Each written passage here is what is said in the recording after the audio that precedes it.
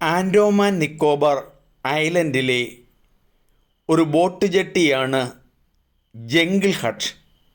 അവിടെ നിന്നും റോസ് ഐലൻഡിലേക്ക് യാത്ര തിരിക്കുകയാണ്. ചെറിയ ഈ ജെട്ടിയിൽ ധാരാളം ചെറിയ ബോട്ടുകളുണ്ട്. 7 പേരാണ് ഒരു ബോട്ടിൽ കയറുന്നത്. തുടക്കത്തിൽ കണ്ടത് ഉത്തരവാദിത്വമുള്ള ഒരു പോലീസ് ഓഫീസറാണ്.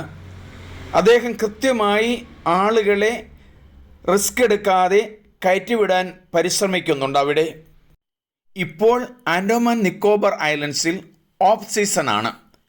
അതുകൊണ്ടാണ് ഇവിടെ 100 കണക്കിന് 7 പേരുടെ ചെറിയ സ്പീഡ് ബോട്ടുകൾ ഇവിടെ കാണുന്നത്. ഇത് മഴയുടെ കാലഘട്ടമാണ്. ആൻഡോമാൻ നിക്കോബാർ ഐലൻഡ് സ്ഥിതി ചെയ്യുന്നത് ബംഗാൾ ഉൾക്കടലിലാണ്. ഇന്ത്യൻ മഹാസമുദ്രത്തെയും അറബിക്കടലിനെയും വച്ച് നോക്കുമ്പോൾ ഈ ഉൾക്കടൽ വളരെ ശാന്തമാണ്. ആൻഡോമാൻ നിക്കോബാർ ഐലൻഡ്സ് ആ കടൽ തീരങ്ങളെല്ലാം വളരെ പച്ചപ്പാർന്നതാണ്. ധാരാളമായ വീടുകൾ അവിടെയുണ്ട്.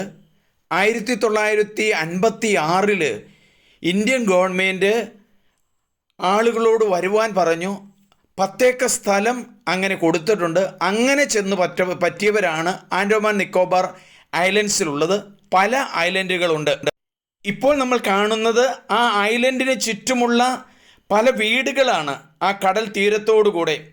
ഇവിടെ വളരെ ശക്തമായ മത്സ്യസമ്പത്തുണ്ട്. ആ സമ്പത്തിലാണ് പല കുടുംബങ്ങളും ജീവിക്കുന്നത്. ഈ ഐലൻഡുകളിൽ ഒരിക്കൽ വന്നുപോയാൽ വീണ്ടും വീണ്ടും വരുവാൻ തൃഷ്ണ മൂക്കുന്ന ആളുകളാണ് എല്ലാ ടൂറിസ്റ്റുകളും. ഈ കടലിലൂടെ യാത്ര ചെയ്യുമ്പോൾ പറക്കുന്ന മത്സ്യങ്ങളെ കാണുന്നത് മനോഹരമായ ഒരു കാഴ്ചയാണ്. ഇതിലൂടെ യാത്ര ചെയ്യുമ്പോൾ ശക്തമായ ധാരാളമായ ചിത്രശലഭങ്ങൾ വർണ്ണം വീശി പാഞ്ഞടുത്ത് വരുന്നു. ചിറകടിച്ച് നമ്മെ ചുംബിച്ചു പോകാൻ വരുന്നത് വലിയൊരു കാഴ്ചയാണ്, അനുഭവമാണ്. ഇതിൻ്റെ കടൽ തീരങ്ങൾ എല്ലാം നല്ല വെള്ള മണൽ നീറ്റായിട്ടുള്ളതാണ്. കടലിലൂടെ യാത്ര ചെയ്യുമ്പോൾ ധാരാളമായ പലതരത്തിലുള്ള ബോട്ടുകളും ഷിപ്പുകളും നമുക്ക് കാണുവാൻ സാധിക്കും. ഇന്ത്യൻ ആർമിയുടെ തന്നെ വലിയ ഷിപ്പ് യാർഡ് ഇവിടെയുണ്ട്.